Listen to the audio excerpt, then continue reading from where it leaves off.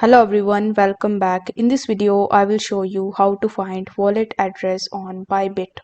For that, you need to launch your web browser in your PC, in your laptop or in your mobile device, and in the search bar, you simply need to search for bybit.com.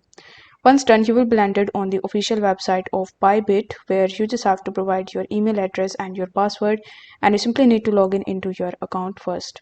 Now, once you're successfully logged in, you need to tap on the deposit button in the top, and then you will be landed on this deposit page. Now, over here, you just have to select the crypto, the wallet address of which you want to get.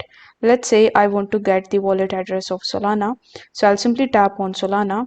After that, you will have to select the network if it asks for, and then you are going to see a QR code as well as your deposit address. So that deposit address is your wallet address which you can use to deposit cryptos in your Bybit account. So if the video was helpful, then don't forget to like the video and subscribe to the channel. Thank you so much for watching.